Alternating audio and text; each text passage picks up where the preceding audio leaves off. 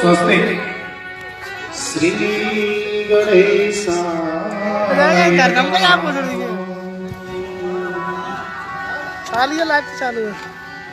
श्री सरस्वती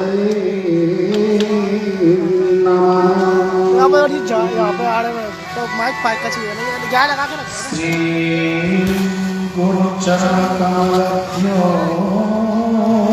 नमः श्री मातृपितृचरणकमलभ्यो नमः श्री राधा युगलचरणकमलभ्यो नमः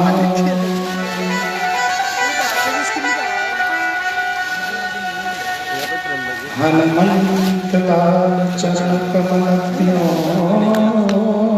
नमः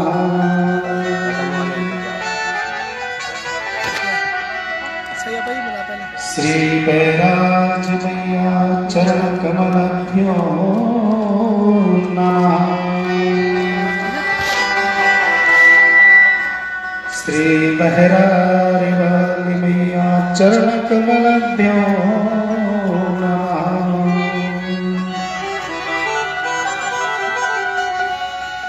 श्री महामाया दुर्गा चरणकमलभ्यो नमः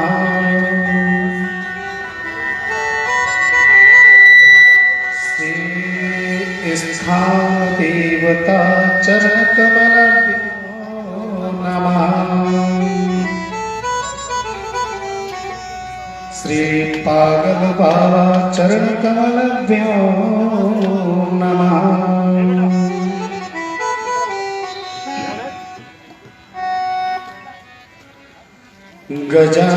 गजाननं भूतगणादिसेवितं कपित्तजन्मो फलचारिभक्षिणम्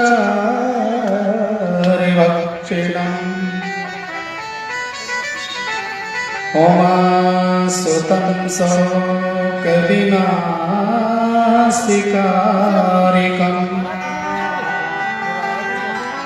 नमामि विघ्नेश्वरपादपङ्कजं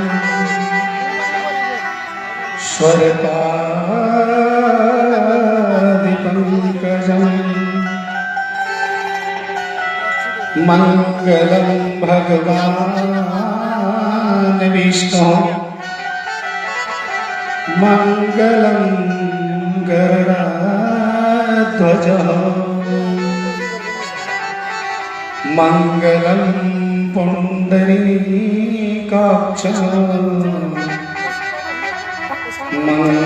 मङ्गलायतनो हरि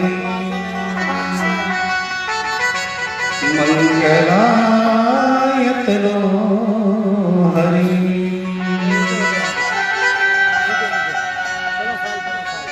मंगलमय भगवान का मंगलमय है नाम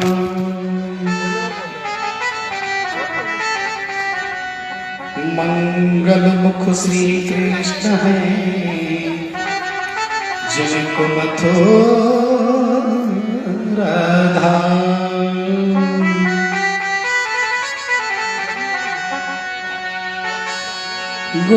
गुरुर्ब्रह्मा गुरुर्विष्णु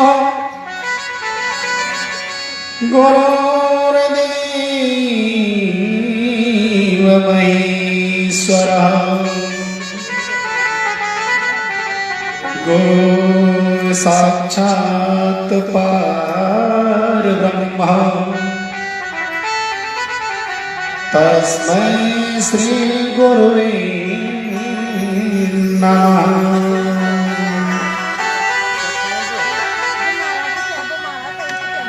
अखण्डमण्डलाकारम् व्याप्तमेन चराचरम्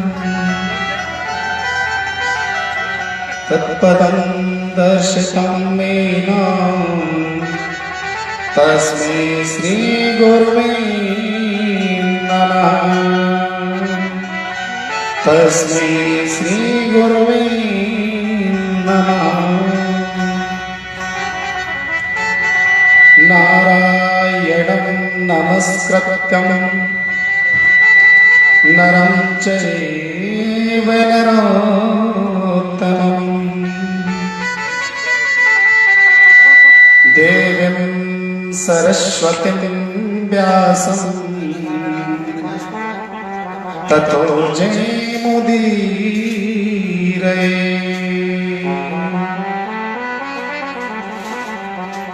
कस्तूरितिलकं ललाटपटले वाचस्थले कौस्तुभम् नासाग्रवर्मुक्तिकं करतले वैदोकरे कंकणम् सर्वांगे हरचन्दनं सुललितं कंठे च मुक्तावली गोपस्त्री परवेष्टितो विजयते गोपाल चूड़ामणि।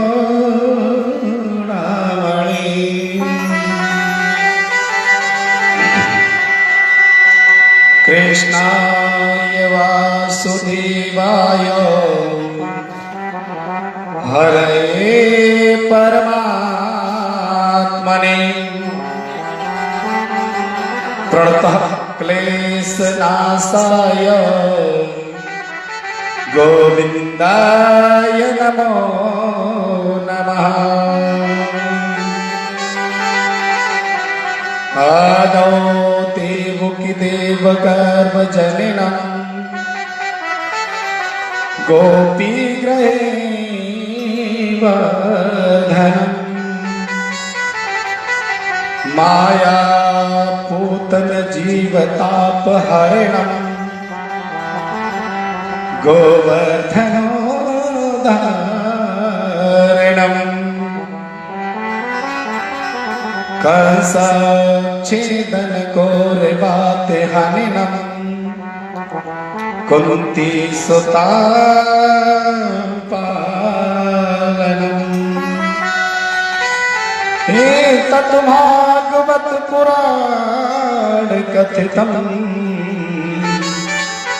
श्री कृष्ण लीला स्मृतम्। जय जय जय श्री राधिका जय जय नवल किशोर जय गोपी चित चोर प्रभु जय जय माखनी चोर। भक्त भक्ति भगवंत गुरु चतुर नाम बपुए इनके पद वंदन किए ना सत विघ्न कलेश। वर्षानी की राधिका नंदगाम नंदला इन दोनों के चरणों में मेरा बारंबार प्रणाम। मेरा बारंबार प्रणाम। जिनकी सेवा भाव से और मुक्त हुए श्री राम, ऐसे वीर हनुमान को मेरा व्यास पीठ से प्रणाम, मेरा व्यास पीठ से प्रणाम। तो आइए हनुमंत पधारे, कथा करो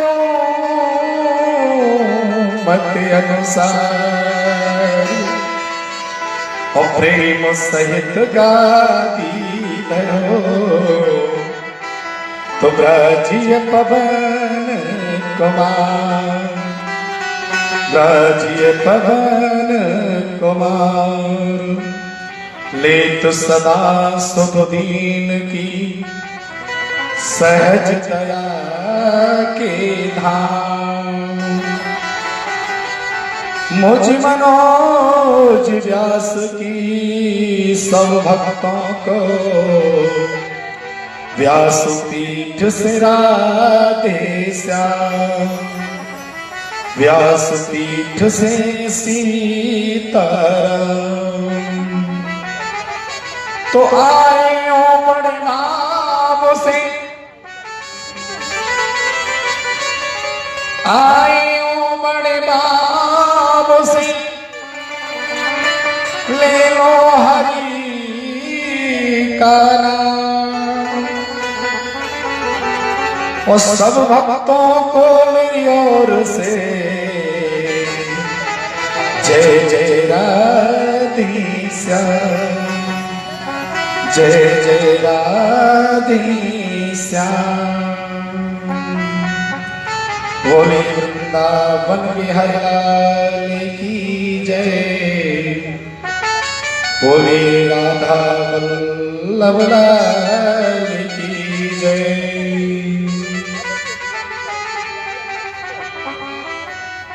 पतित पावन परमेश्वर दीन बंधो कृपा से जो नंद नंदन यशोदा नंदन देवकी नंदन वसुदेव सुख वासुदेव भगवान श्री कृष्ण रस राजेश्वरी सर्वेश्वरी मातेश्वरी पूर्णेश्वरी वृंदावनेश्वरी ब्रह्महंजा कीर्ति कुमारी श्री राधा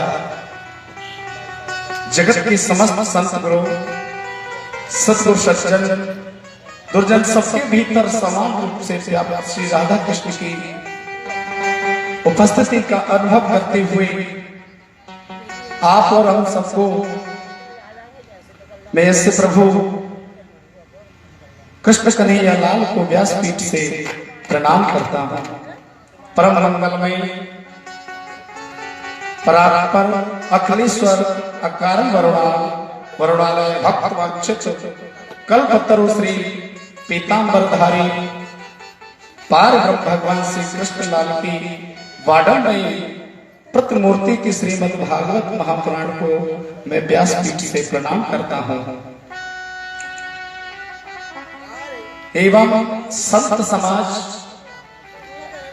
विप्र समाज दूर दूर से हमारे भक्त पधारे हुए माताएं और बहनें हल्ला गुल्ला में हमारे साथ रहने वाले नन्हे मुन्ने छोटे बच्चे, इन सबको मैं व्यासपीठ से साधुवाद करता हूं। जय श्री राधे, जय श्री कृष्ण। सर्वप्रथम भगवान के चरणों का ध्यान करते हुए आज हम और आप भगवान की द्वितीय दिन की कथा में प्रवेश करते हैं। जय श्री राधे, जय श्री कृष्ण।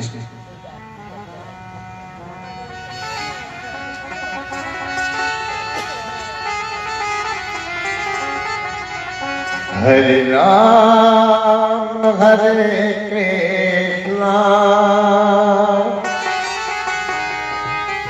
हरे राम हरे कृष्णा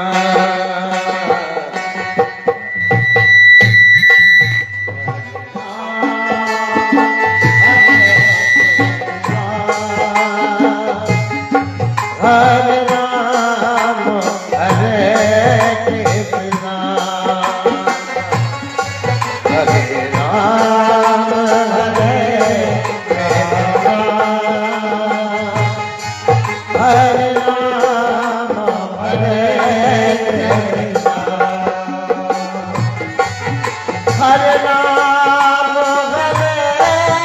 कृष्णा हरे राम हरे कृष्णा हरे राम हरे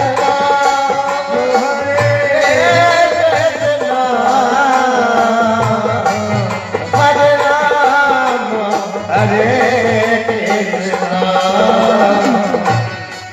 हरे राम हरे कृष्णा हरे राम हरे कृष्णा हरे राम हरे कृष्णा हरे राम हरे कृष्णा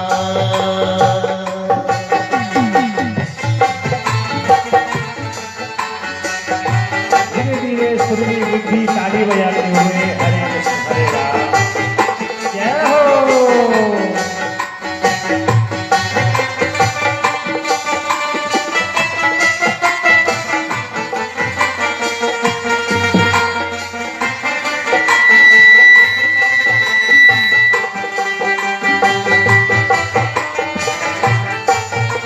जय हो।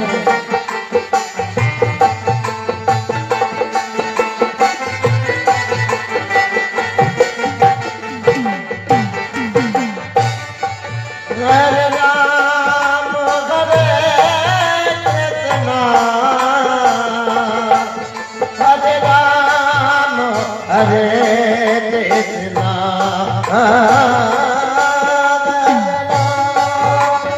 हरे कृष्णा हरे राम हरे कृष्णा हरे राम हरे कृष्णा हरे राम हरे कृष्णा हरे राम हरे कृष्णा हरे राम हरे कृष्णा हरे राम हरे कृष्णा हरे राम हरे कृष्णा हरे राम हरे कृष्णा हरे राम हरे कृष्णा हरे राम हरे कृष्णा हरे राम हरे कृष्णा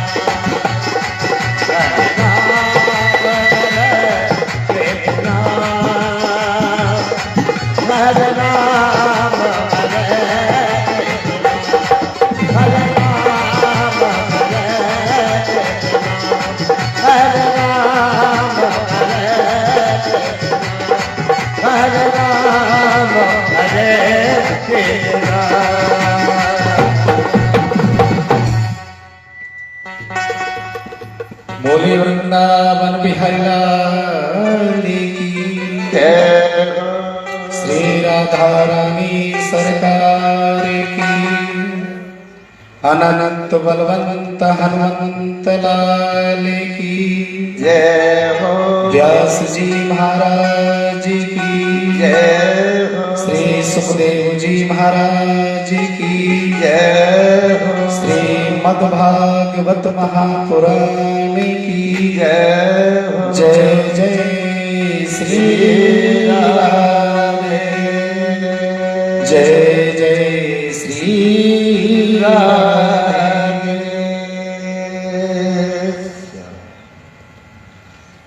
देखिए,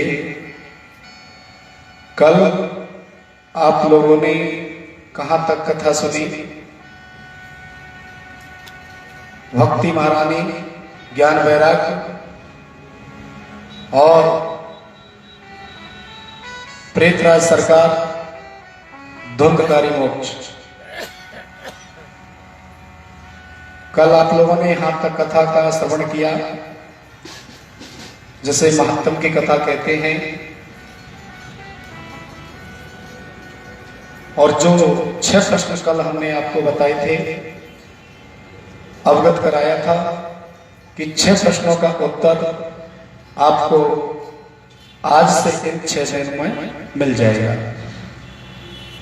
आपके कई प्रश्नों का उत्तर, अनेक प्रश्नों का उत्तर श्रीमद् भागवत महापुराण के व्यास मंच से मिल जाता है। आज द्वितीय दिवस की कथा में प्रवेश करते हुए, भगवान के चरणों का ध्यान करते हुए,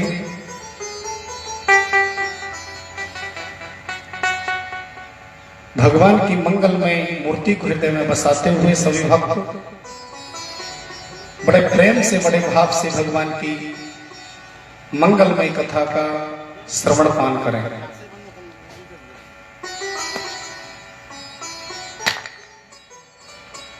द्वितीय प्रश्न था, प्रभु भगवान जब अवतार लेते हैं तो उनके कितने अवतार हुए?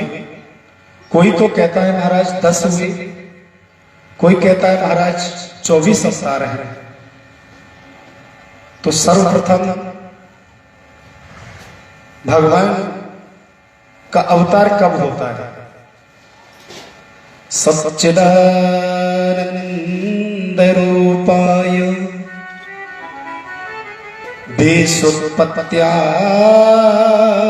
देशोत्पत्त्यादहीतमे तापत्रे विनाशाय श्रीकृष्णाय वयं नमः। श्रीकृष्णाय वयं नमः।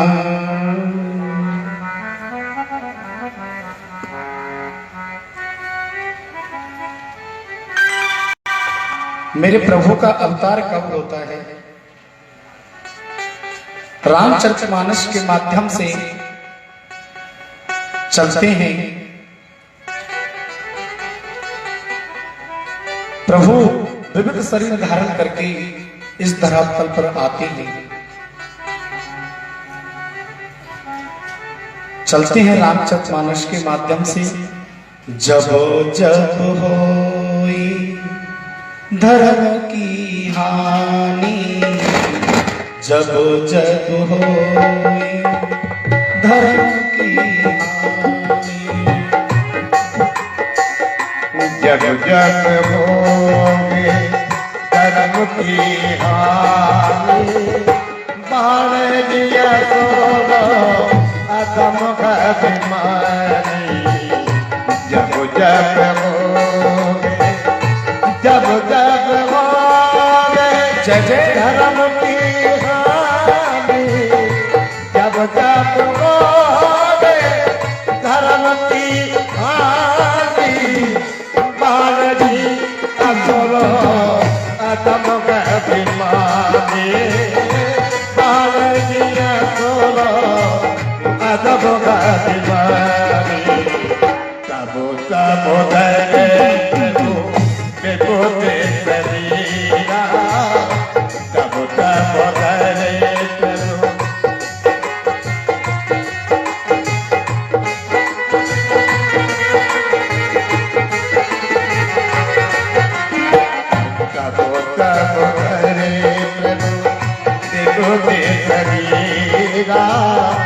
हरि के नाम सो सजतीरा, हरि के नाम सो सजतीरा। जब जब हो जय हो, जब जब हो। मेरे गोविंद का अवतार कब होता है? मेरे प्रभु मर्यादा पुरुषोत्तम का अवतार कब होता है? हाँ? जब जब होई धर्म की हानि। जब इस कलयुग में धर्म की हानि होने लगेगी, धर्म को कोई नहीं करेगा, संत मुनियों को कोई नहीं पहचानेगा, ब्राह्मणों को कोई नहीं पहचानेगा, गौ माता दर दर भटक रही है, उनको कोई नहीं पूछेगा, हमारी जो कन्या स्वरूपा रहती हैं उनके ऊपर अत्याचार होने लगेगा। यानी जब जब होए धर्म की हानि, धर्म की जब हानि होने लगती है, तब मेरे प्रभु नाना प्रकार के रूप धर के और इस धरातल पर आते हैं। लेकिन आते किसके लिए हैं मेरे प्रभु? मेरे गोविंद किसके लिए आते हैं? कि विप्रधैन सुर संत हितै लीन मनोज अवतार, निज इच्छा निर्वतो मन माया गुण गोपाल।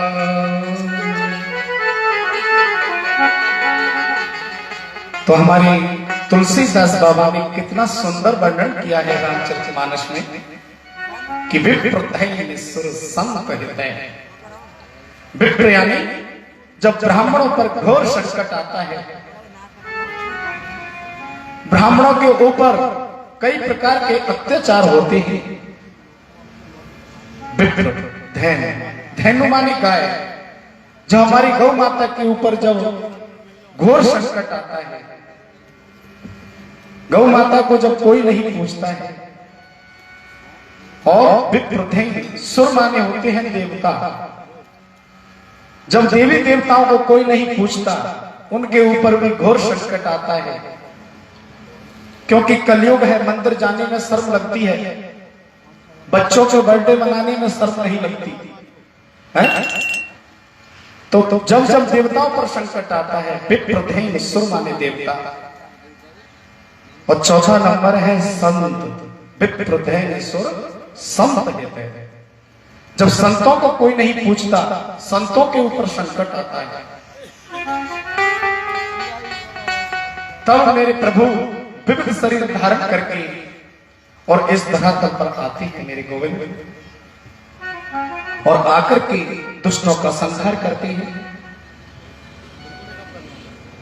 तो मेरे गोविंद का सर्वप्रथम अवतार होता है, सुनते चलना।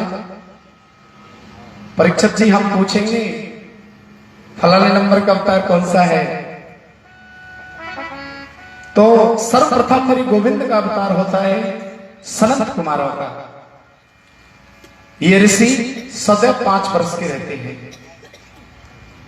सनत, सनंदन, सनातन और सनंद कुमार जी के रूप में उन्होंने सदा ब्रह्मचर्य का पालन किया।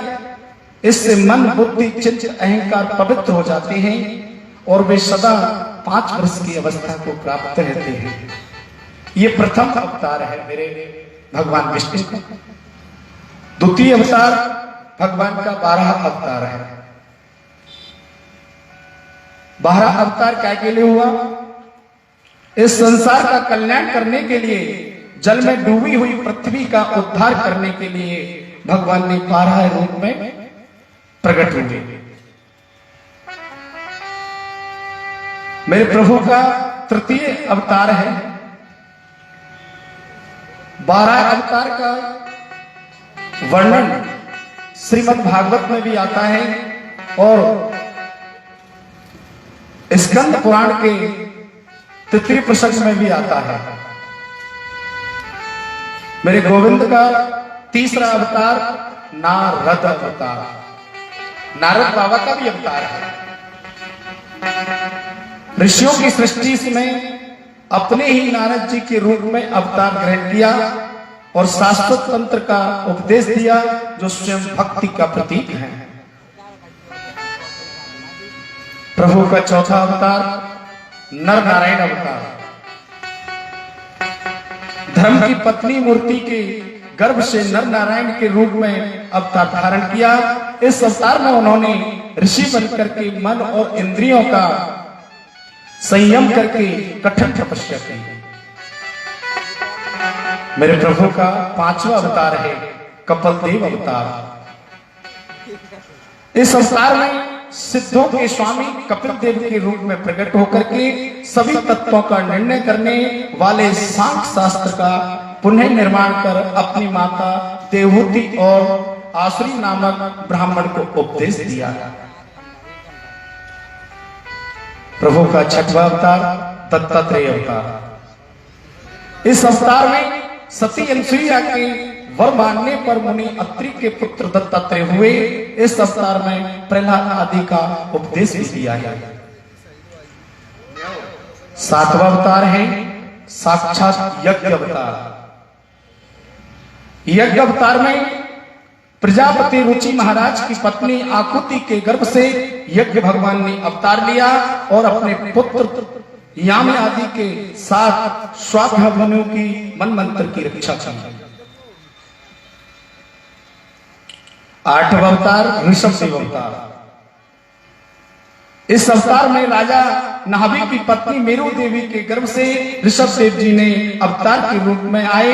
हंसों का वह मार्ग जो सभी आश्रमियों के लिए वंदनीय है।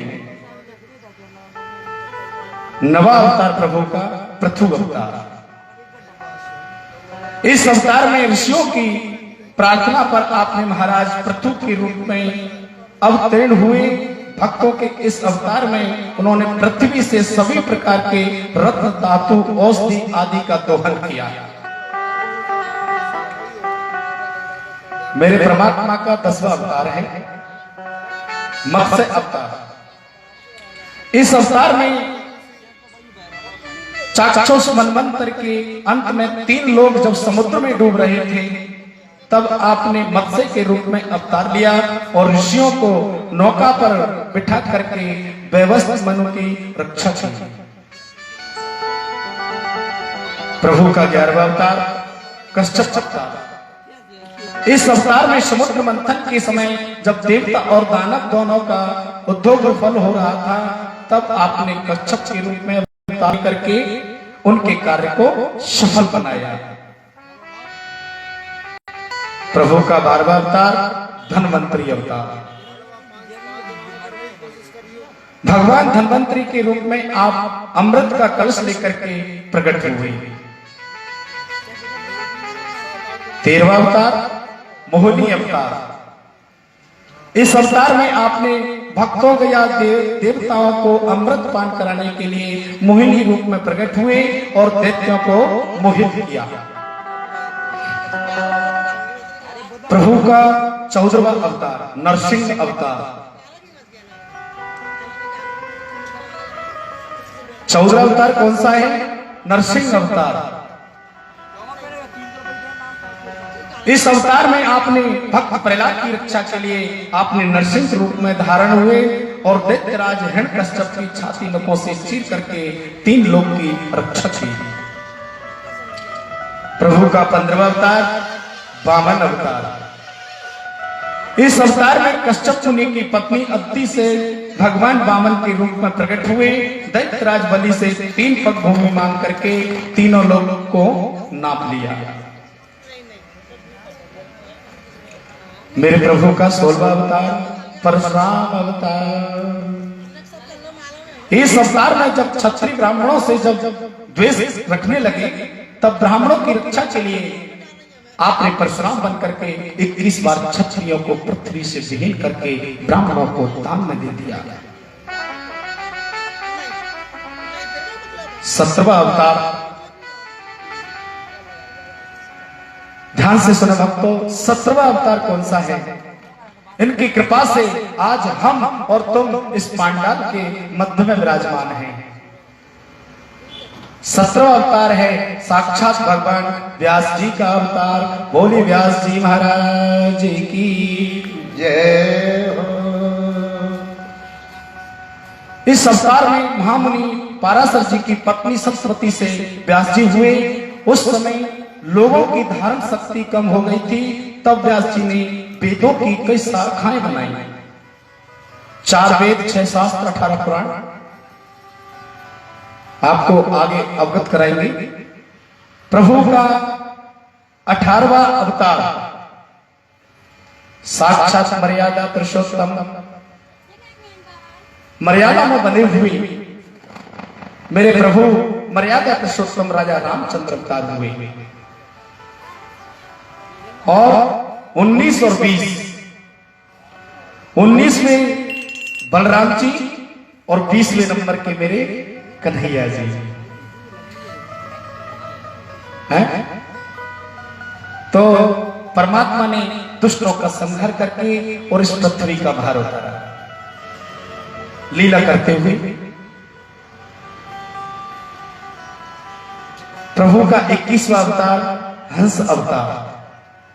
इस अवतार में सनत कुमारों को ज्ञान का उपदेश दिया।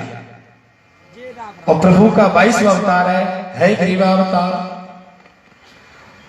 द्वापर के उपकार आपने है ग्रीवा रूप में किरण कर औषधि बीज आदि की रक्षा की। 23वां अवतार बुद्ध अवतार। इस अवतार में कलयुग का आ जाने पर मगध देश बिहार में राजा अजन के पुत्र भगवान हुए। मेरे गोविंद का अब 24वां अवतार जो होने होगा आगे।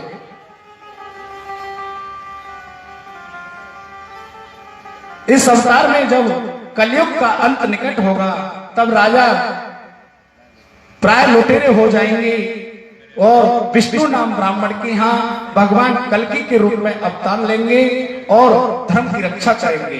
विष्णु नाम ब्राह्मण के यहाँ, यह संबलपुर डिस्ट्रिक्ट में पड़ता है बिहार में। तो 24 अवतारों की सूक्ष्म कथा हमने आपको सुनाई। बोली वृंदावन बिहारी लाल की जय हो। जय जय श्री राधे। अब ये 24 अवतार परमात्मा की चारों युगों में हुए हैं। चारों युगों में हुए हैं। थोड़ा सा युगों का भी हम वर्णन करते हैं, ध्यानपूर्वक कथा को सुने। सबसे पहले मेरे परमात्मा के 24 अवतार हुए, वे इन चारों युगों में ही हुए। सबसे पहले युग आता है सतयुग। यह प्रथम युग है। इस युग में विशेषता सुनो। सतयुग में पाप कितना होता था? सतयुग था, उसमें पाप कितना होता था? 0% 0 कुछ भी नहीं। और धर्म कितना होता था? सत्य कितनी बोली जाती थी? 100%। 100% की 100%। इस युग का तीर्थ कौन सा था? पुष्कर। पुष्कर था। इसमें भगवान ने देखिए 4 अवतार लिए, मत्स्य, क्रूर, वाराह, नरसिंह। सभी अमानवीय अवतार हुए, मानवीय अवतार नहीं हुए, अमानवीय अवतार हुए। इस युग में मुद्रा रत्न में हुआ करती थी। रत्नों की मुद्रा, पैसे रत्नों की चलती थी। इसमें पात्र, जो आज हम तुम पानी भरते हैं ना, पात्र जिसे कहते हैं, वह सोने के हुआ करते थे, स्वर्ण के। इस युग की उम्र 17,28,00,000 वर्ष थी। 17,28,00,000 वर्ष सतयुग में। मनुष्य की लंबाई, मनुष्य उस समय कितना लंबा होता था? 32 फीट। 32 फीट का हुआ करते थे। आयु, मनुष्य की आयु कितनी थी? 1,00,000 वर्ष। उस समय मनुष्य की आयु 1,00,000 वर्ष थी। तो इस प्रकार सतयुग का वर्णन हमने आपको सुनाया। इसके बाद में आता है प्रभु का मर्यादा पुरुषोत्तम जो अवतार हुए, त्रेता युग। त्रेता युग। इस युग का मुख्य जो तीर्थ है वह नैमिषारण्य क्षेत्र है। नैमिषारण्य क्षेत्र। इस युग में अवतार, वामन अवतार, परशुराम अवतार और राम अवतार, ये 3 अवतार हुए। ये सभी अवतार मानवीय हुए। और मुद्रा स्वर्ण की हुआ करती थी। पैसे पहले काय के थे? पैसे सतयुग में रत्न में, हाँ। और अब सुनने के, इस युग में जिसे मोहर कहते हैं, जिसे मोहर कहते हैं, पहले मोहरें चलती थी त्रेता युग में। इस युग के पात्र चांदी के हुआ करते थे, उसमें सुनने के थे, इसमें चांदी के हुआ करते थे। इस युग की उम्र 12,96,000 वर्ष है। 12,96,000 वर्ष। मनुष्य की लंबाई 21 फीट, पहले 32 और अब 21। और मनुष्य की लंबाई, आयु 10,000 वर्ष। सीधे 90,000 घट गए। पहले 1,00,000 वर्ष और अब 10,000 वर्ष। इस प्रकार हमने आपको त्रेता युग का वर्णन सुनाया। आगे आता है आपका द्वापर युग। इस युग में पाप की मात्रा 50% आ गई और धर्म की मात्रा 50% आ गई। त्रेता में 75% थी, 25% पाप की आ गई थी, लेकिन इसमें आधी आधी हो गई। इनका जो तीर्थ क्षेत्र है वह है कुरुक्षेत्र था। इस युग में अवतार बलराम और कृष्ण अवतार हुए। इसमें मुद्रा चांदी की, जो हमारे बुजुर्ग लोग और आज भी हैं किसी किसी के हाथों, जिसे हम चांदोड़ी रुपया बोलते थे। चांदी के सिक्के चलने लगे। और पात्र तांबे के रहे, तांबे के पात्र। इस युग की उम्र 8,64,00,000 वर्ष है और मनुष्य की लंबाई 11 फीट हो गई। कितनी? 11। और मनुष्य की आयु 1,000 वर्ष। 10 में से 1,000 वर्ष। अब आता है कलयुग का नंबर। तो कलयुग का तीर्थ, सर्वोपरि तीर्थ जो कहते हैं, जो हमारे परीक्षित जी गंगा स्नान करके आए हैं, तो गंगा स्नान सर्वोपरि कलयुग का तीर्थ माना गया है। इस युग में पाप 75% और धर्म 25% कलयुग में।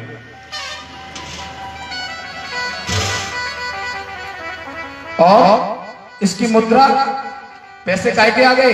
लोहे के। पैसे काय के हैं इस समय? लोहे के।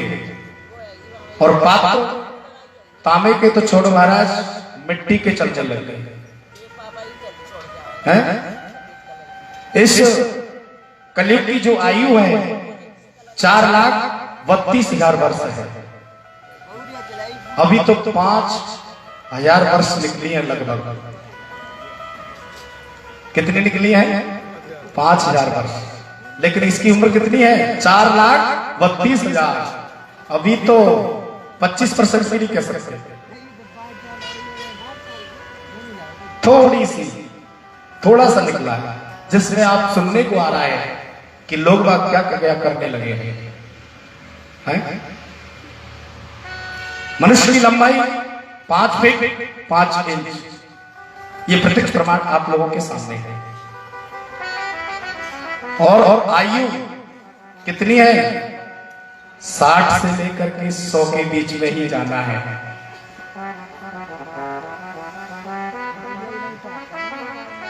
तो इस प्रकार हमने ये चारों युगों का वर्णन आप लोगों को सुनाया। आगे इस कलयुग में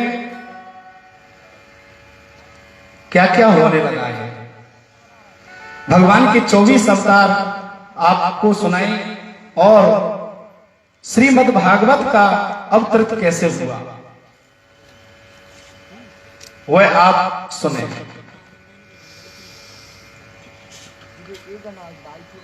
श्रीमद् जो भागवत का जो अवतरित हुए, सर्वप्रथम विष्णु यानी नारायण भगवान ने ब्रह्मा जी को सुनाया और उनको प्राप्त दिया। ब्रह्मा जी ने नारद जी को, और नारद जी से व्यास जी को, और व्यास जी से श्री सुखदेव जी को रस स्वादन कराया। इसी प्रकार शिष्य वाई शिष्य परंपरा द्वारा यह दिव्य रसमय फलयुगी कलयुगी मानवों के कल्याण के लिए इस मृत्यु लोक में आप पहुंचे। इसी प्रकार श्री सूत जी और सौनक जी का यह संवाद आप पान कर रहे हैं।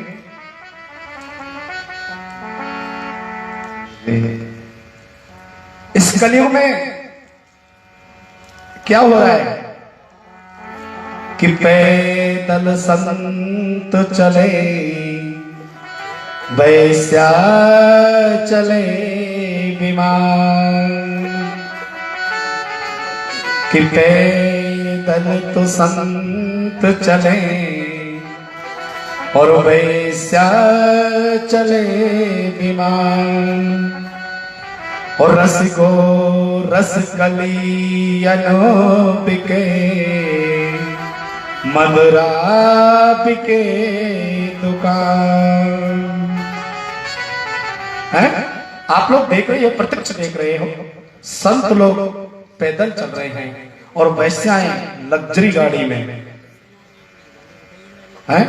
ये आपके सामने प्रत्यक्ष हो रहा है, आप देख भी रहे हो। और भगवान का गोरस, गोरस माने क्या होता है? दूध भी होता है या दही होता है। तो गोरस कहां बिच रहा है? यानी जिसको कलयुग का अमृत बताया गया है, दूध को कलयुग का अमृत है दूध, वह कहां बिक रहा है? गलियों में बिक रहा है। घर घर जाकर के लोग बाग दे रहे हैं। लेकिन मदरा बिके दुकान, मदरा के लिए महाराज शाम के समय आप चाहिए, खूब लंबी नंबर बाई नंबर लाइन लग जाएगी, मंदिर कोई नहीं जाएगा, अब तो उस मंदिर में जाने लगे। ये कलयुग का प्रभाव है।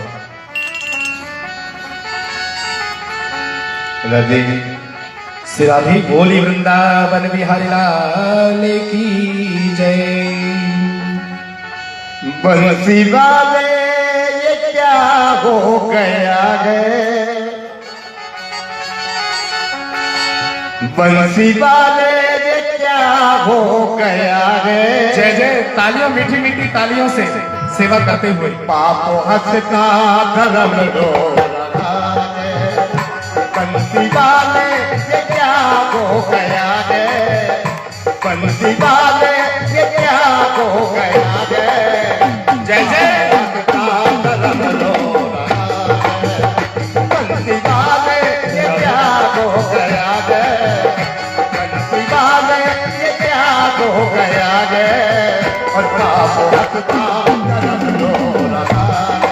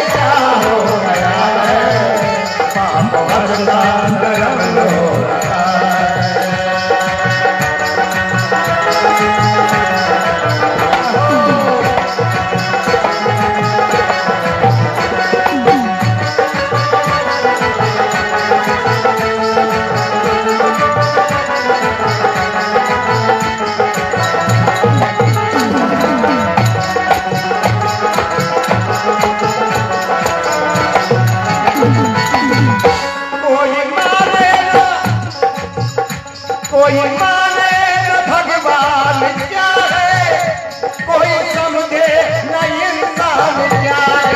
कोई माने न भगवान क्या है, कोई समझे न इंसान क्या है। अब तो भगवान बिकने लगा है, अब तो भगवान बिकने लगा है।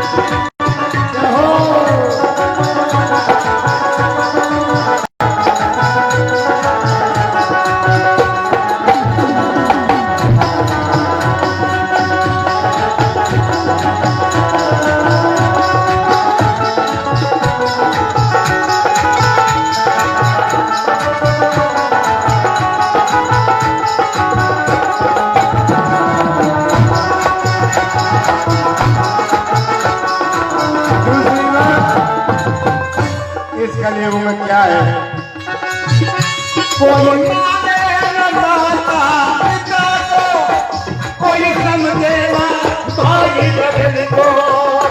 कोई माने न माता पिता को, कोई समझे न भाई बहन को। अब तो रिश्ता खत्म को लगा दे, अब तो रिश्ता खत्म को लगा दे।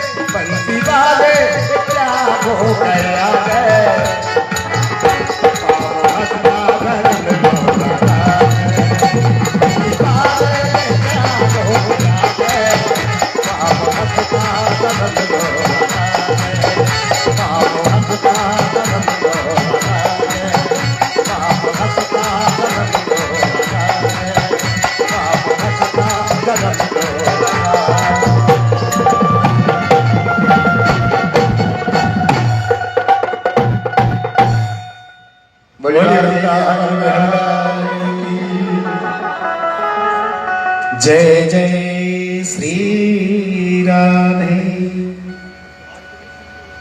तो इस प्रकार परमात्मा के 24 अवतार और युगों का वर्णन हमने आपको सुनाया। आगे महाराज पूछने लगे, प्रभु महामुनि व्यास जी का असंतोष। सोतो वाच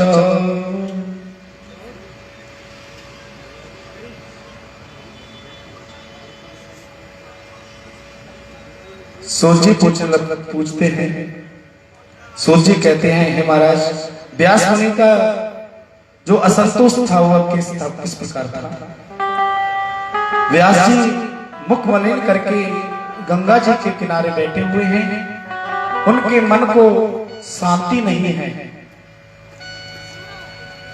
तब कई प्रकार की बातों को सोच रहे हैं और विचार कर रहे हैं कि आगे क्या होगा। कई विचार करके और उन्होंने ब्रह्मा जी से जो दिए हुए जो वेद हैं, उन वेदों में से 6 शास्त्र रच दिए। नंबर पहला ऋग्वेद, दूसरा सामवेद, तीसरा यजुर्वेद और चौथा अथर्ववेद। ये 4 वेद रच करके तैयार किए श्री व्यास जी महाराज ने। फिर भी मन को शांति नहीं मिली। इसके बाद 4 वेदों से 6 शास्त्र रच के तैयार कर दिए। शायद आपको शास्त्रों का तो नाम पता ही होगा। जब वेदों का पता है तो शास्त्रों का क्यों नहीं पता होगा। हम बताते हुए चलते हैं। नंबर 1 न्याय शास्त्र, नंबर 2 वैशेषिक शास्त्र, नंबर 3 साक्ष्य शास्त्र, नंबर 4 योग शास्त्र, नंबर 5 मीमांसा शास्त्र और नंबर 6 वेदांत शास्त्र। ये 6 प्रकार के शास्त्र रच करके तैयार कर दिए वेद व्यास जी महाराज ने। फिर भी मन को शांति नहीं मिली। मुख मलिन करे हुए बैठे हुए हैं और क्या सोच रहे हैं कि आगे जो हमारी संतान उत्पन्न होगी वो वेदों को और शास्त्रों को नहीं पढ़ पाएगी। और गंगा जी के किनारे बैठे हुए हैं। फिर सोच रहे हैं क्या करें।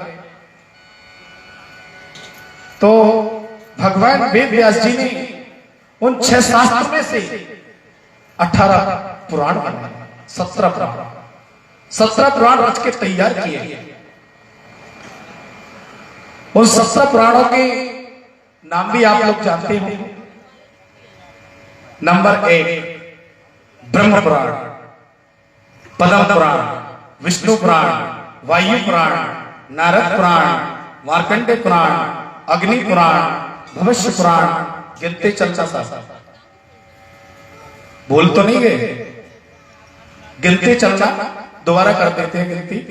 ब्रह्म पुराण, पद्म पुराण, विष्णु पुराण, वायु पुराण, नारद पुराण, मार्कंडेय पुराण, अग्नि पुराण, भविष्य पुराण, ब्रह्म वैवर्तक पुराण, लिंग पुराण, 12 पुराण, स्कंद पुराण, वामन पुराण, कुरु पुराण, मत्स्य पुराण, गरुड़ पुराण और ब्राह्मण पुराण। 17 पुराण रच करके तैयार कर दिए वेद व्यास भगवान ने। फिर भी मन को शांति नहीं मिली। जब मन को शांति नहीं मिली तो मुख को मलिन करे हुए वहां पर गंगा जी के तट पर बैठे हुए हैं। इसी वक्त मधुर मधुर बीड़ा बजाते हुए हरि गुण गाते हुए नारद बाबा का आगमन होता है। श्रीमन नारायण नारायण नारायण, श्रीमन नारायण।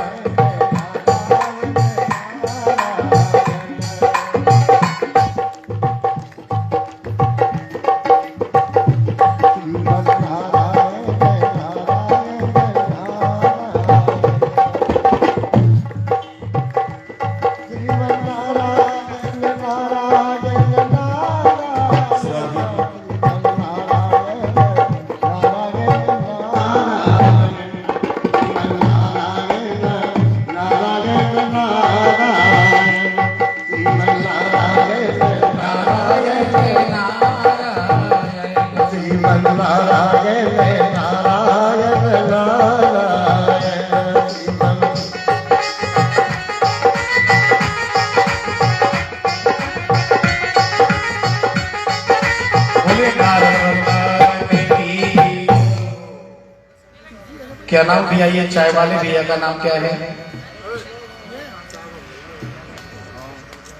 हमने बोला था विश्राम में चाय पानी होगा, लेकिन आप लोग बीच में आ जाते हैं, झूठे मोड़े परमात्मा की कथा सुनेंगे ये लोग हैं।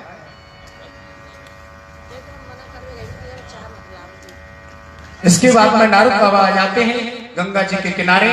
नारद जी व्यास जी को देख करके, मुख मलिन देख करके, और नारद जी बाबा पूछने लगते हैं, हे व्यास नंदन प्रभु, भगवान व्यास भगवान, आपका मुख जो मलिन क्यों है, क्या कारण है? आप असंतोष से लग रहे हैं हमें। तब व्यास जी कहते हैं, नारद जी, हमने 4 वेद रच दिए, 4 वेद में से 6 शास्त्र रच दिए, और 6 शास्त्र में से 17 पुराण रच के तैयार कर दिए, लेकिन हमारे मन को शांति नहीं मिल रही है, क्या कारण है? तब नारद जी ने उनको पूछा कि भगवान की जब से प्रकट होते हैं और स्वधाम के लिए जाते हैं, क्या आपने ऐसी कोई लीला रच के तैयार की है क्या? व्यास जी कहते हैं, नहीं नारद जी, ऐसी तो कोई लीला नहीं रची है। भगवान 24 अवतारों की भगवान के बता दिया, लेकिन ऐसी अभी रचना कोई नहीं की। तो बोले, प्रभु भगवान की कोई ऐसी लीला का वर्णन करिए आप, जिससे परमात्मा और भगवत गुण उसमें आता हो। इस प्रकार व्यास जी को बता रहे हैं। व्यास जी क्या करते हैं उसी समय? व्यास जी का जो आश्रम किस स्थान पर है? व्यास जी का आश्रम है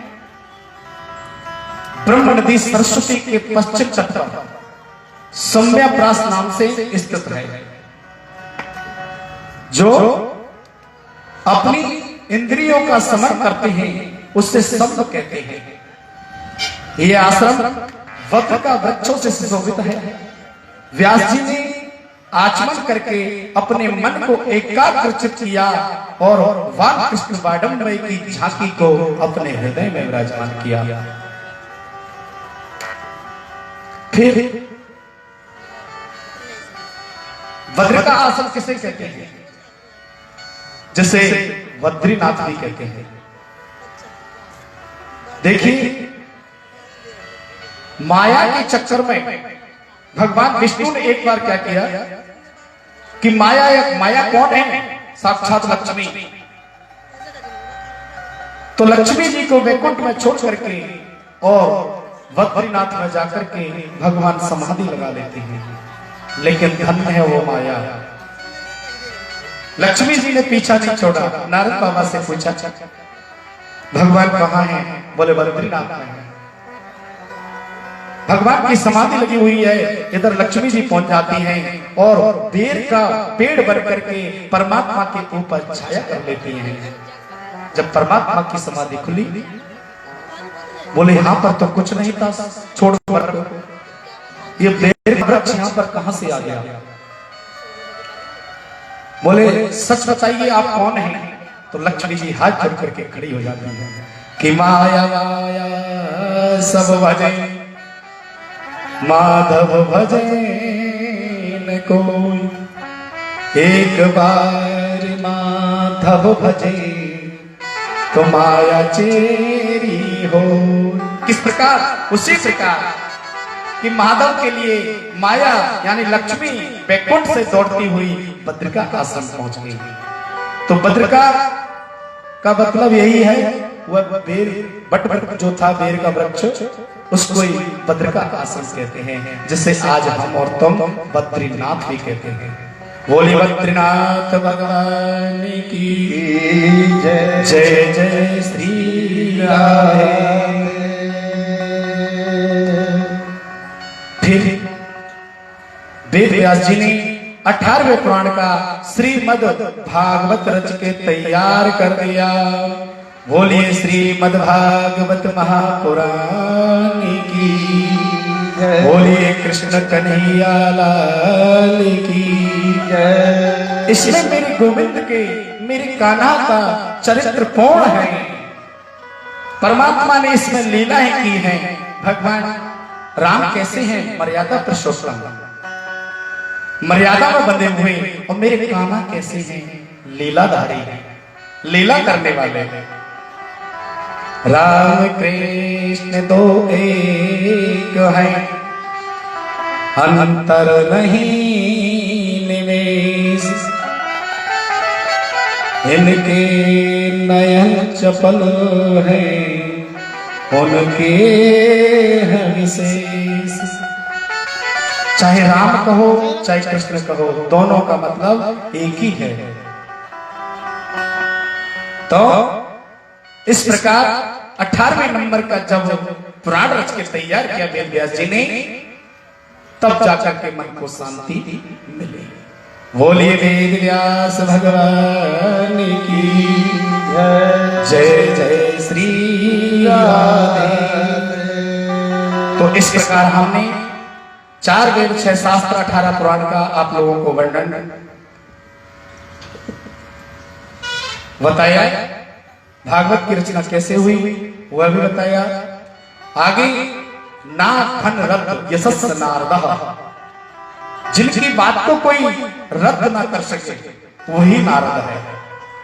किस प्रकार कि जिस प्रकार अपने गांव में जो होते हैं ना, जिसे प्रमुख कहते हैं, गांव का मुखिया, बोले भैया मुखिया जी के पास चलो, पूछ लेते हैं, जो वो कहेंगे वो कर लेंगे। उसी प्रकार नारद बाबा ना धन रत्न यशस्स नारद, इनकी बात को कोई रद्द ना कर सके, ऐसे नारद बाबा। तो नारद बाबा के अगले जन्म की कथा हम आपको सुनाते हैं। पहले जन्म की नारद जी कहते हैं, हे व्यास जी, किसको सुना रहे हैं? व्यास जी को, गंगा जी के तट पर। अगर आपको शंका न हो तो हम एक कथा हमारी पूर्व जन्म की हम आपको सुनाते हैं। व्यास जी सुनाइए। अहम पुरातीतो भवे भवम मुने, दास्यास्तु कस्याचन वेदवादिना। व्यास जी कहते हैं, नारद बिल्कुल सुनाइए। तब नारद जी कहने लगते हैं, मैं पूर्व जन्म में एक दासी पुत्र था।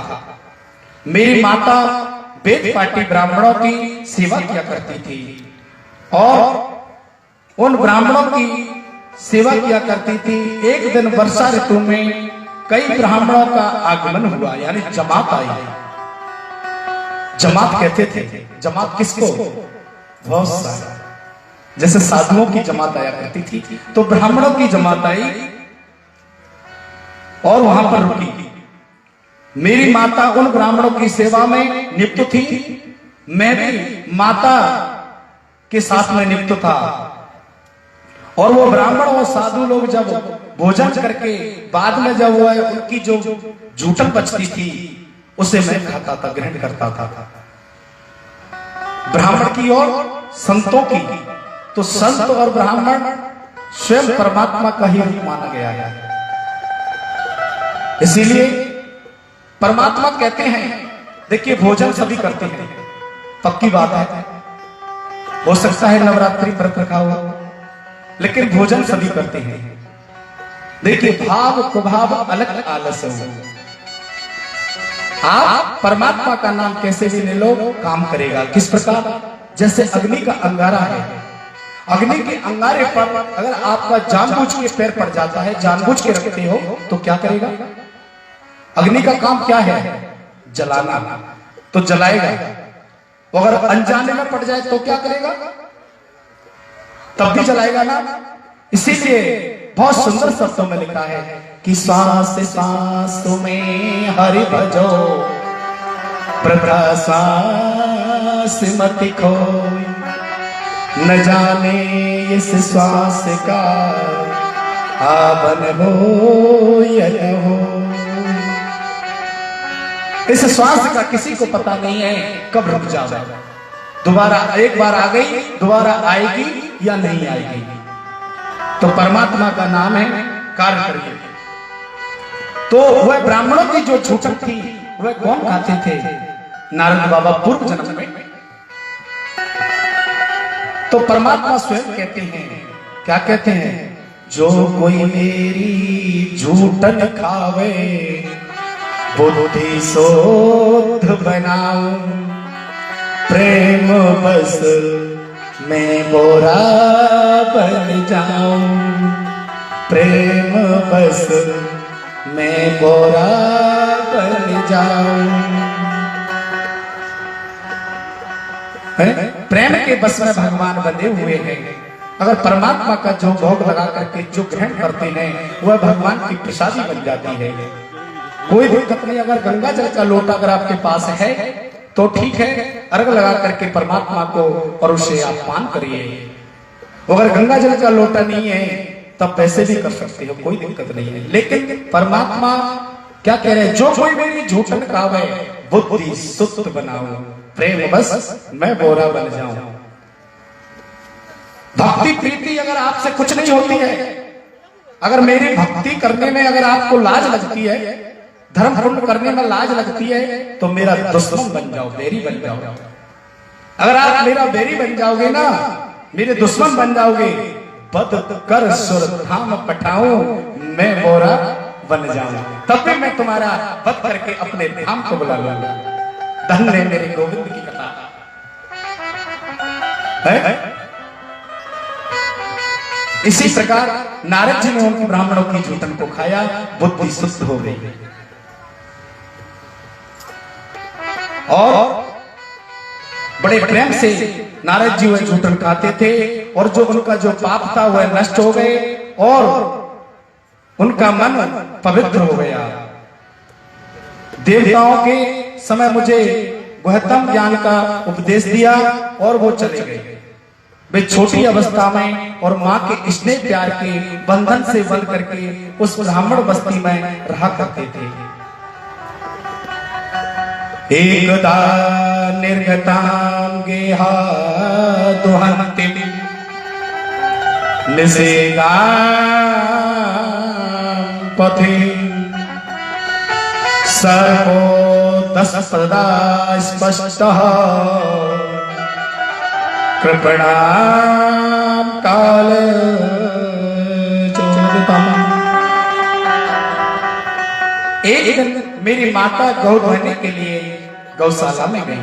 रात्रि में निकल कर गई तो किस्मत का खेल देखिए, मेरी माँ को एक जहरीले सांप ने काट लिया। नारद जी सुना रहे हैं, किसको सुना रहे हैं? वेद व्यास जी को। बोले मेरी माँ जाओ, चली जाती है, भगवान के पद को प्राप्त होती है और मैं रोने लगा, तड़पने लगा, जैसे मछली पानी के बगैर तड़पती है। तब आकाशवाणी हुई, इस जन्म में तुम मेरा दर्शन नहीं कर सकते हो। क्यों? कि आप एक दासी के पुत्र हो। आप चिंता मत करिए, मैं मेरा ही स्वरूप, भगवान कह रहे हैं, आकाशवाणी हो रही है, मेरा ही स्वरूप आप जाकर के अगले जन्म में नारद अवतार लेंगे। बोले नारद बाबा की जय। अगले जन्म में जाकर के नारद बाबा ने अवतार लिया। अवतार लिया तो उनका परिचय देते हैं कि ब्रह्मा जी का बेटा हूं, नारद मेरो नाम। ब्रह्मा जी के बेटे हैं और नारद इनका नाम है। इनका कार्य क्या है? कार्य सबको पता है, आपस में लड़ाई झगड़ा कराना। कैसे? इधर उधर करता रहता हूं, यही सयानों का। भक्तों, नारद अवतार हुए। इस प्रकार हमने नारद जी के आपको पूर्व जन्म की कथा को सुनाया। आगे बहुत सुंदर कथा आपके मध्य में आ रही है, बड़े ध्यान से कथा को श्रवण करें।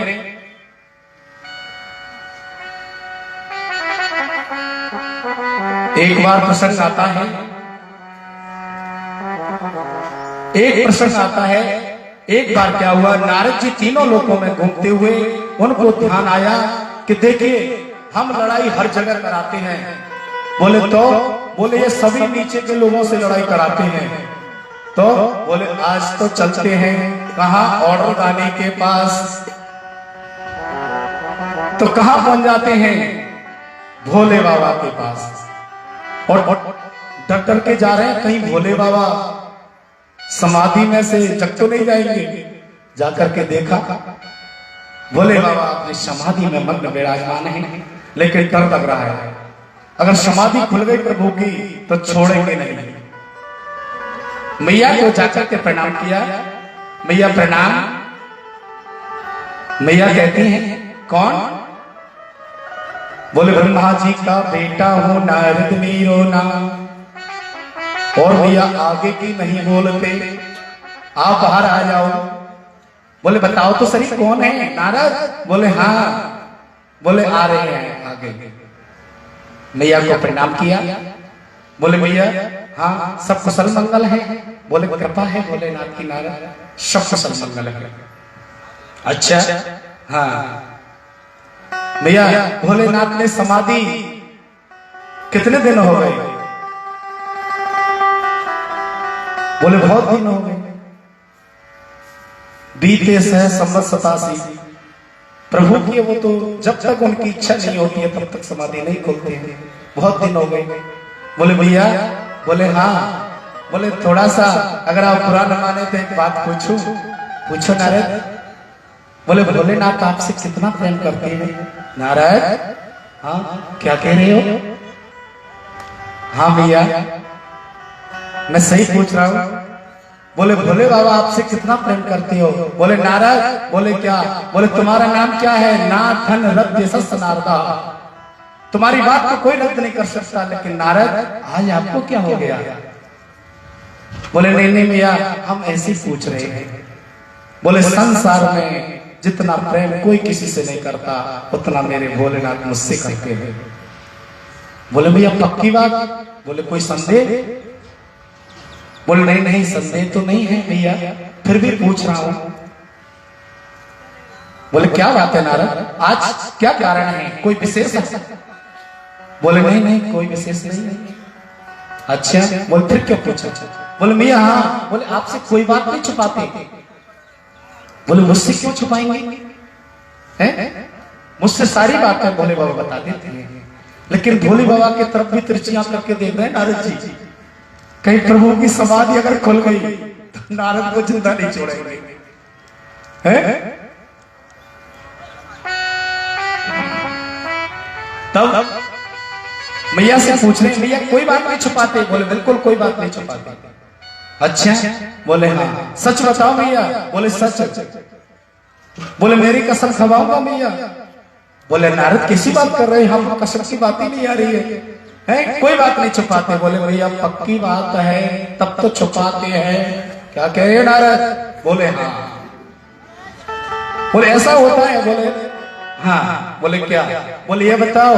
बोले हाँ। बोले ये नंदीश्वर किसके हैं? बोले भोलेनाथ की सवारी। और बोले ये शेर किसके हैं? बोले हमारी सवारी।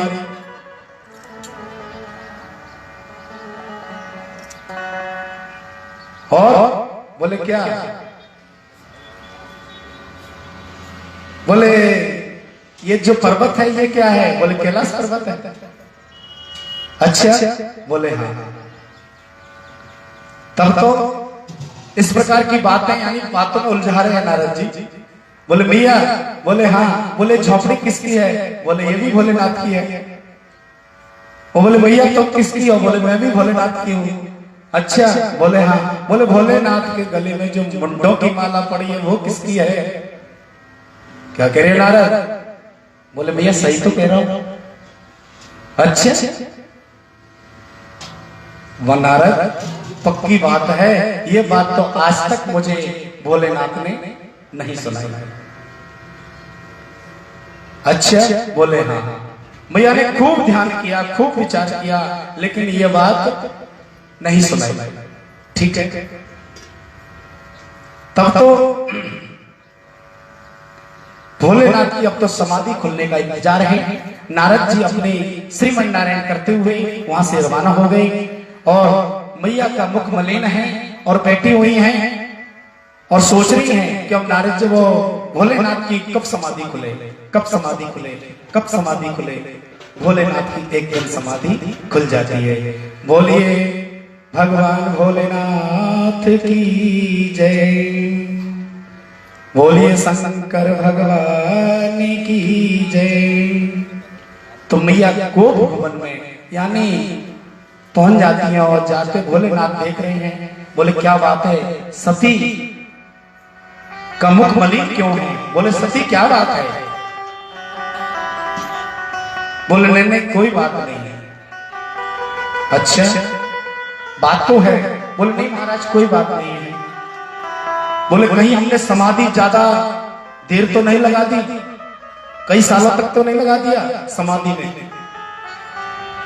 बोले नहीं नहीं भोलेनाथ ऐसी कोई बात नहीं है, आप तो बोलिए। बोले नहीं आपका जो मुख है वो मलिन दिख रहा है। बोले प्रभु, बोले हाँ। बोले अच्छा अगर आप सुनना चाहते हो? बोले हम सुनना चाहते हैं। बोले हम सुनना चाहते हैं। तो अगर आप सुनना चाहते हैं तो सुनिए प्रभु। बोले क्या? बोले जो आपके गले में मुंडों की माला है वो किसके मुंडों की माला है? परमात्मा सच बताना झूठ बोलने का काम नहीं है, तुम्हें कसम है मेरी। जो शंकर जी ने मुंडों की माला का जो मैया के मुख से जो बात सुनी, भक्त भोलेनाथ अचंभा कर जाते हैं कि आज तक सती को यह बात पता ही नहीं थी। यह बात किसने बता दी? जब देखो शंकर भर ध्याना, शंकर जी ने ध्यान भर के देखा। बोले नारद आग लगा दिया। बोले तो हट 3 प्रकार की होती है, राज हट, बाल हट, स्त्री हट। अगर राजा हट पड़ जाए कि नहीं हमें तो श्वेत कलर का ही घोड़ा चाहिए, तो जब तक राजा उसे नहीं मंगा लेगा जब तक मानेगा नहीं। राजहट और बालक। बालक क्या? छोटा सा नन्हा सा बालक अगर कहता है मैया मुझे चंदा मामा चाहिए, तो ये बताओ चंदा मामा तो स्वर्ग में है, मैया कहां से लावे? अब वो हट पड़ जाता है, नहीं माँ मुझे तो चंदा मामा चाहिए। तो मैया क्या करती है हमारी समझदार मैया? एक तसल में पानी लेती है और उसे भरती है और रात्रि में चंद्रमा मामा का जो होता है वो पानी में उसे दिखाती है। तो बालक उसमें हाथ डालता है, चंद्रमा मामा के साथ खेलता है। तो बाल हट हो गई। स्त्री हट, स्त्री हट कौन सी है साहब? बोले हाँ। बोले फर्स्ट क्लास शोरूम में जाती है और जाकर के साथ पतिदेव पर संकट आ जाता है। यहाँ पर कौन सा संकट? जाती हैं और क्या कहती हैं? पतिदेव। बोले हाँ। बोले हमें तो ये 7,000 वाला ही सूट चाहिए या 7,000 21,000 वाली साड़ी चाहिए। पतिदेव कहते हैं चलो कोई बात नहीं, तनख्वाह मिलने दो, 1 तारीख के बाद देखेंगे। मुख मलिन कर लिया।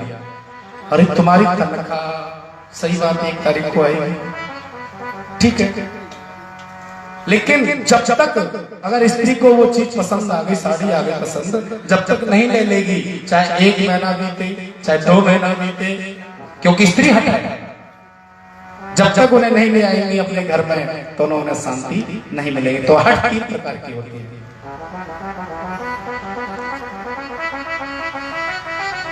तो शंकर जी ने ध्यान करके देखा। बोले छोड़ो भैया, आप छोड़िए, कोई बात नहीं है सती, इन बातों में क्या रखा है? नहीं भोलेनाथ, हमारी तुम्हारी वार्तालाप हमें संतुष्टि जब मिलेगी जब आप ये बता देंगे कि आपके गले में जो मुंडों की माला है किसके मुंडों की माला है। अच्छा, भोलेनाथ तुरंत समझ जाते हैं। बोले सती। बोले हाँ। बोले होंगे किसी इसी के मुंडों की? बोले पशुओं के मुंडों की? नहीं भोलेनाथ। बोले इंसानों के मुंडों की? नहीं भोलेनाथ, अपनी झूठ बोल रहे हो। तो बोले जानवरों की? नहीं भोलेनाथ।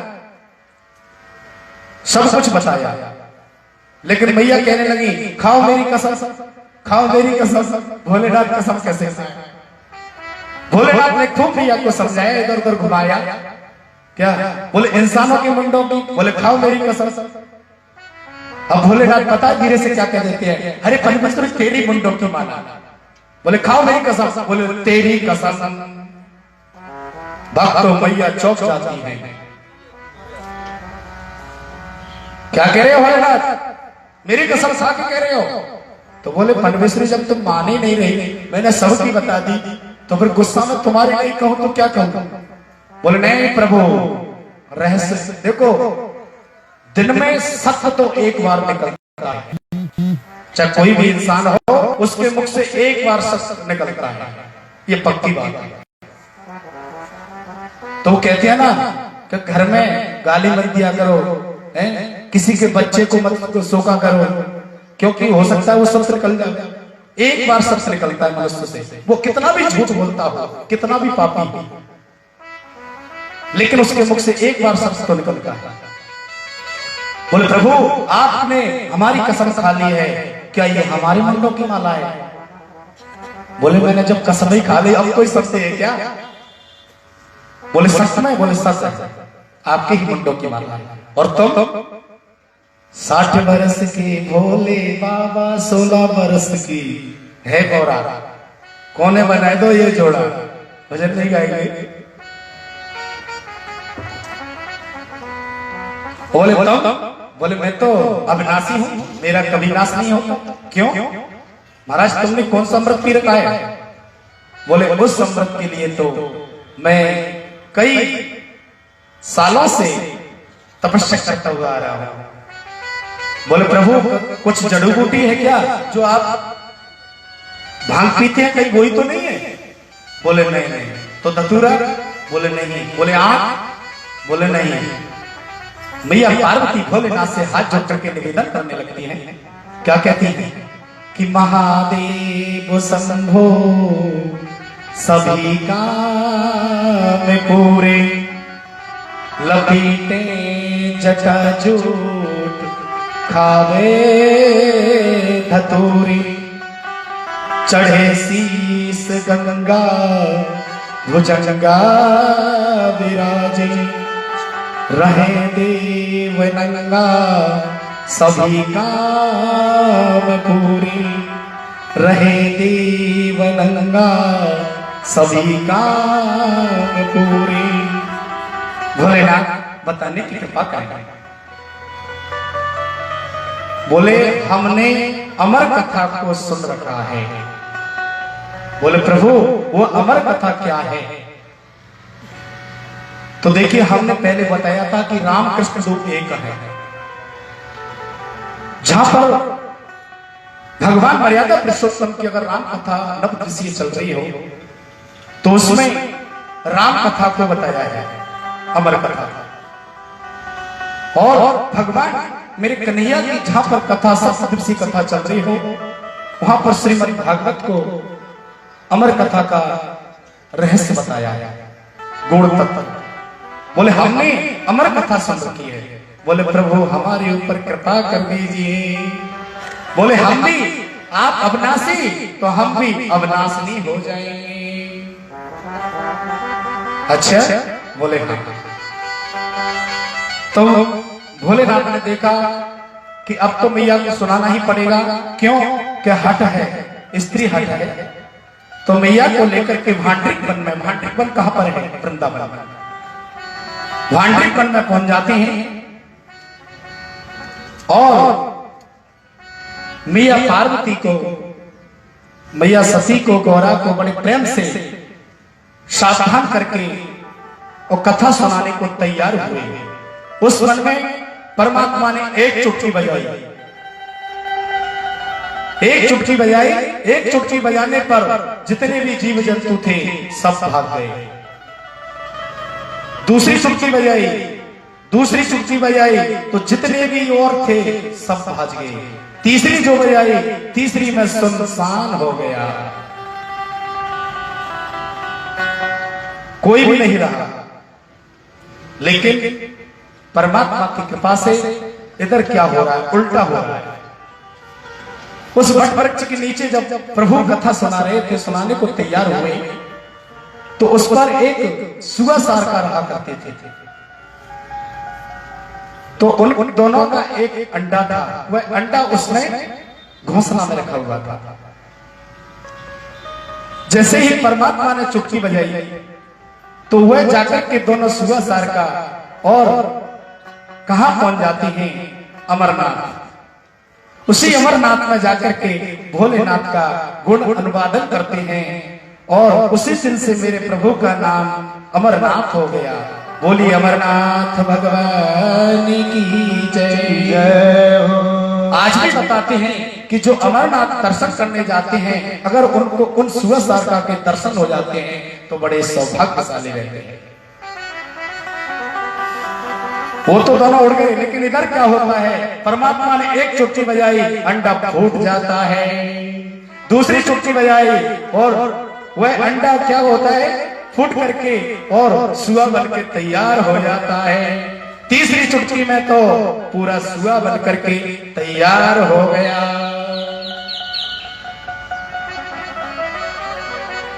अब भोलेनाथ मैया पार्वती को अमर कथा का रसपान करा रहे हैं और क्या कहते हैं? मीठी मीठी तालियों की गुंजार से गिरवर पर से वो शंकर भोले बेटिया संगमार सुना रहे हैं मातियों माँ को अमर कथा का सारे उमा के पड़ गए सोता भूख रात उमा के पड़ गए सोता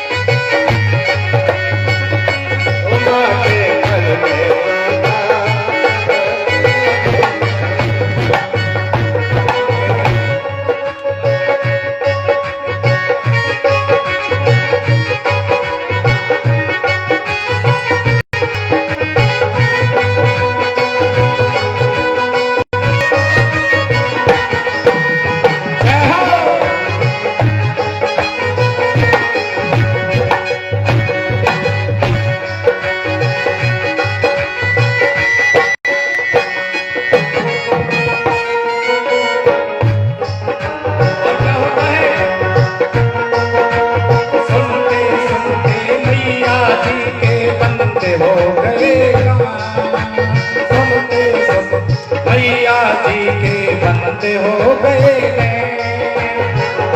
देखिए सुनिए, कभी भी मंच के पीछे से बैठ करके कथा नहीं सुनना चाहिए। क्यों?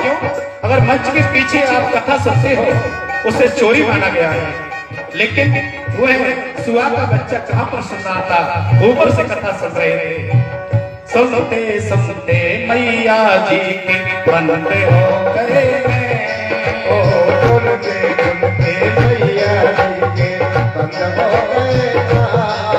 ऊपर से और तोता राम राम लाई उमा के पटे सोता सोता तेरे तोता अरे उमा के पटे सोता।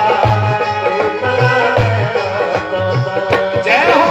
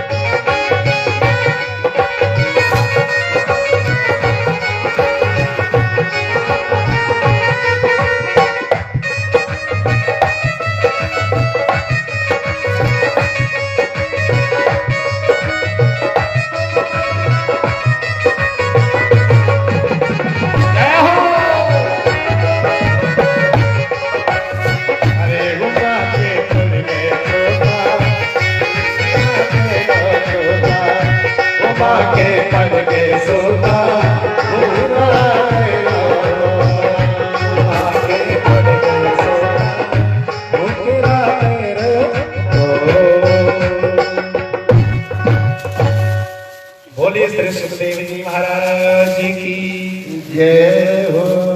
देखिए जब मैया गौरा कथा सुन रही है, उमा मैया कथा सुन रही है,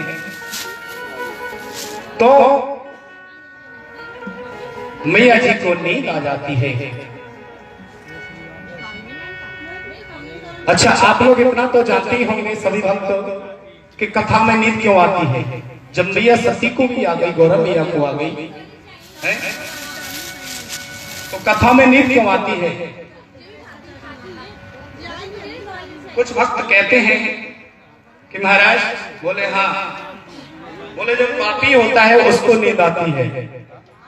अच्छा, पापी को नींद आती है, वाह वाह वाह। मैया गौरा पापी थी जो उनको नींद आ गई कथा में।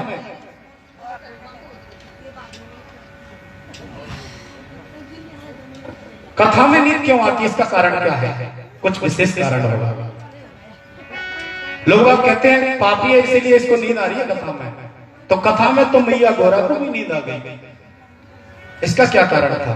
इसका एक रहस्यमय गूढ़मय कारण है। जब भगवान मर्यादा पुरुषोत्तम राम से युद्ध करने जा रहे थे, उसके बीच में कुंभकर्ण महाराज आते हैं। जब कुंभकर्ण महाराज आते हैं तो कुंभकर्ण को प्रभु ने उनका मोक्ष कर दिया गया। जब सुना रावण ने तो बहुत दुख हुआ। उनकी पत्नी का नाम जानते हैं? कुंभकर्ण की पत्नी का नाम क्या है? उनकी कुंभकर्ण की पत्नी का नाम है निद्रा देवी। और वह निद्रा देवी आकर के युद्ध भूमि में आ जाती हैं, जहां पर कुंभकर्ण का शरीर पड़ा हुआ था।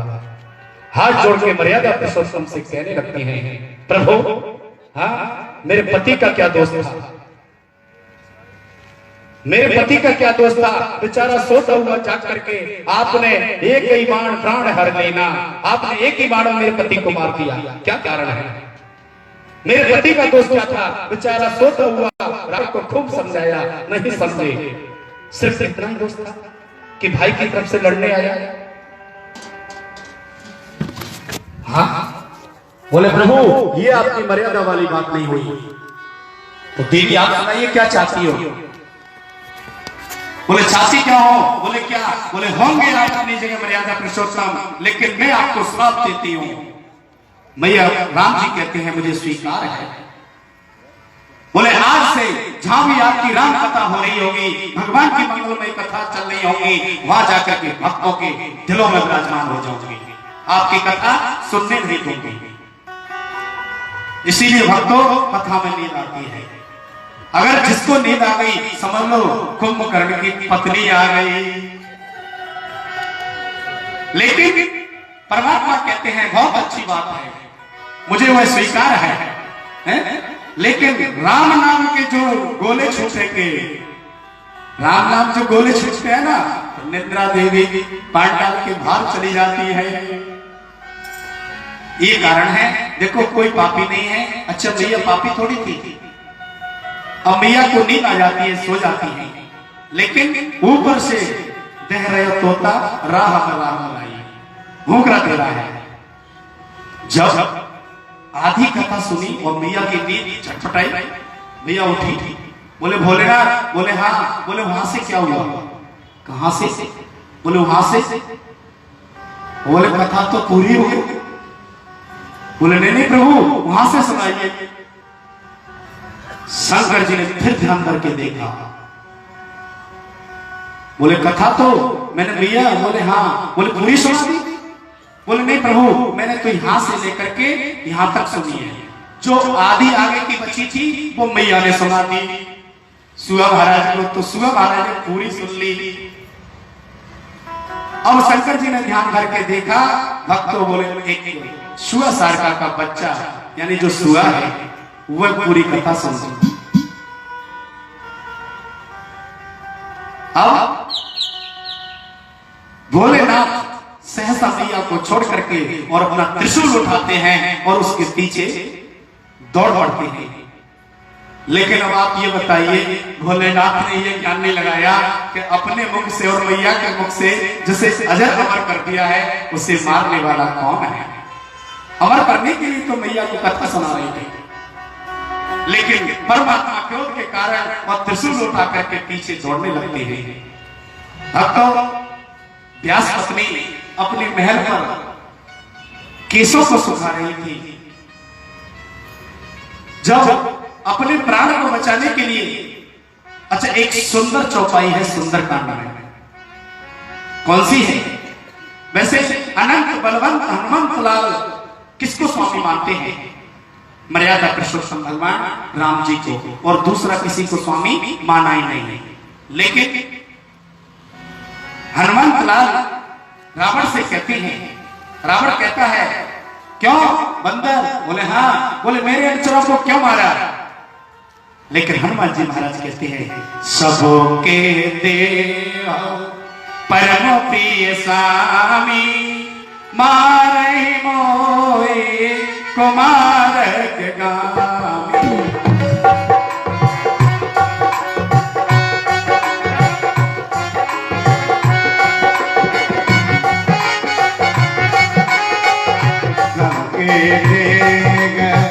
परम प्रिय स्वामी नारद मोहे कुमारक गामी। सबके परम प्रिय स्वामी, सबके परम प्रिय स्वामी नारद मोहे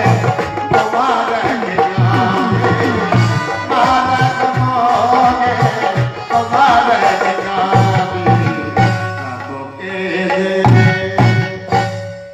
क्या कह रहे हैं हनुमान जी महाराज? सबके देह परम प्रिय स्वामी, रावण को स्वामी कह दिया। क्या कारण था? रावण को स्वामी क्यों कहा?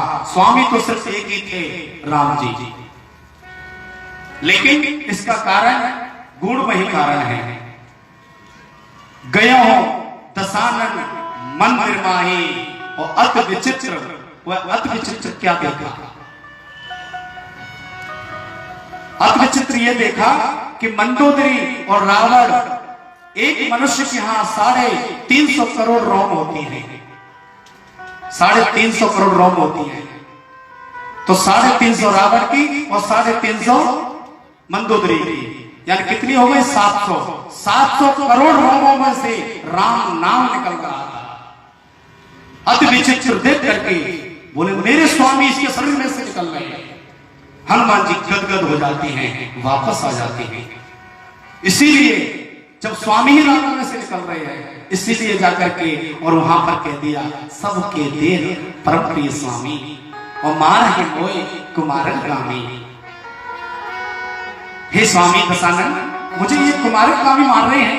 और जिन मोए मारा तीनों में मारा तापर बांधे हो तनय तुम्हारा। हरे जिन मोए मारा तिने मारे, जिन मोए मारा तिने मारे। तारे बांधे हो तनय तुम्हारे, जिन मोए मारा, जिन मोए मारा। जय हो।